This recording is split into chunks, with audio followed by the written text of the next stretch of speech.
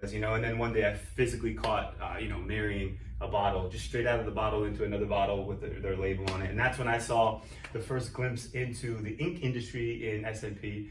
And there's more to that story. Having a fantastic day today at Scalp Logic. I'm Joe here with Nicole. Hey guys. We want to talk about the inks. I feel like we're always talking about the inks, but we're going to go a little more in detail about the ink. I'll give it to you. I think we have a lot of clients that are looking to get the treatment done, questioning about the ink, as well as trainees that are very, very confused. We get lots of messages, even on the YouTube, people saying, "Wait a second, what do you mean about the inks? What are you using? What's going on?" Seems very confusing for a lot of people. It is, and I think it's almost misleading, I would say, is the word for the inks. 100% is misleading. I'm tired of being diplomatic and saying, "Oh, but." It's not cool. So there's a lot of confusion. Everybody's, do I need this special ink? Why are you not using this special ink? Can I get this non-GMO ink? Let's talk about some specific questions. I know we have a trainee right now. Do you want to talk about that a little bit? Yes. Okay. So we have a lot of permanent makeup people that are obviously very interested in switching over to SMP. Permanent makeup meaning, doing the eyebrow tattooing, lips, the eyeliner, the lips, anything on the face really, yes, right? Okay. Exactly. Okay, perfect. And they're very confused because where they're coming from with the microblading world and the lips, there's all kinds of different lip pigments, there's all kinds of different pigments that they're actually using to mix to get the color that they want. Yeah. So now they're coming into SMP and they're like, well, wait a second, this guy's a redhead, this guy's a dark hair, this guy's from a different country, what should I use for him? And they're very, very confused when it comes to it because ours is very simple. Our ink is, I would say, probably the most simple there is. So if somebody is using a specific ink that's not supposed to turn colors. Okay, the best ink. The best so ink. let's bring it to exactly what we're talking about. So SMP, let's say there is 1 or 2 or 3 inks that are the best, right? So we're using the best ink out there. Okay. And we're going what? Super deep. Too deep. Too deep. Yeah. I would say too deep. You're using a 3. Perfect. You're definitely going where there's going to be a shadow around the impression. You're driving home a point. That's perfect. Yeah. You're going to ruin the head. You're going to make the Lego head. You're going to make the ink impression. It's game over. The only way to get rid of that is to laser remove it.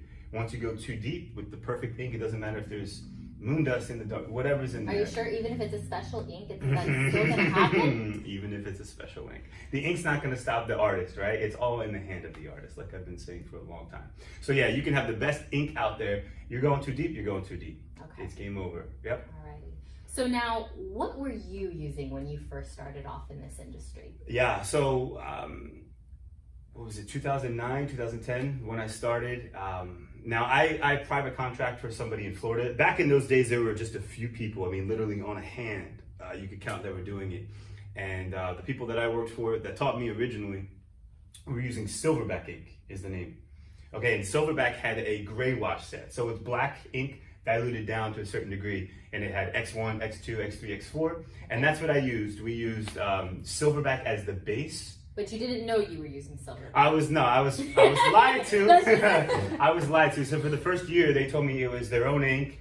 I think the word was Smart Inks or something like that is what the word they tried giving it. I knew what it was, and then one day I physically caught, marrying a bottle, just straight out of the bottle into another bottle with their label on it. And that's when I saw the first glimpse into the ink industry in SMP.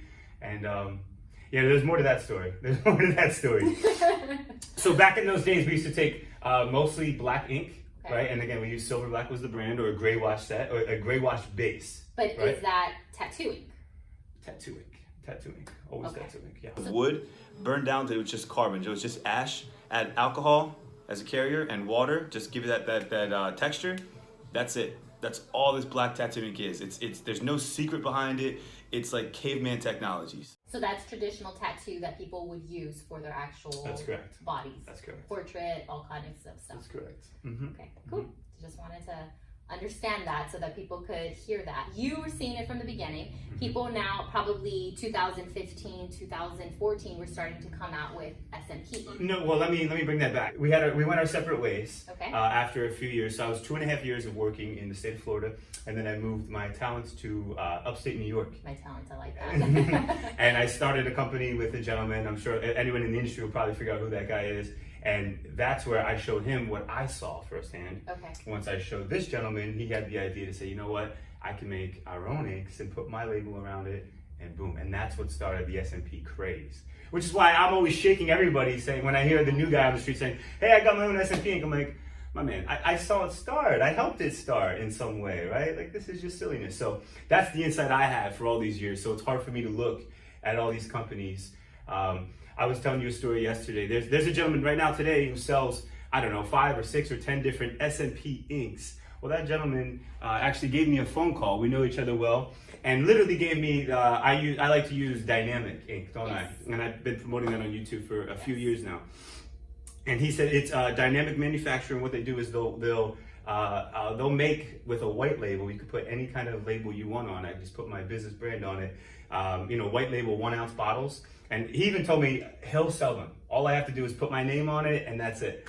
And I was like, no deal, no thank you. So but this is essentially just because they're upselling it, is really all it is. That's all it is. Great marketing. That's all it is. That's all it is. And I've been asking the perfect questions, in my opinion, for years. Like, tell me the difference between this and tattoo inks. And they'll give you some kind of marketing spiel. It'll hold longer. All this stuff that they can't prove, right? All this because stuff. every person's going to be different, obviously. Everyone's going to be different.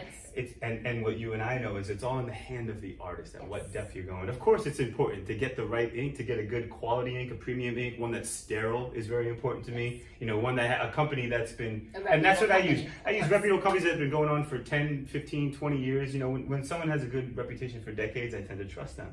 But I would say more than that, your results are really the proof that this method is by far the best method, I would say, because of our healed results. Fair, and of course, bias, I would agree. And that's where I point everybody. Forget about, I would argue that the needles are the most important factor. It's not the machines, it's not the inks, it's the training over everything. But in that training, you should identify the perfect needle and multiple needle sets, is what I always suggest. So.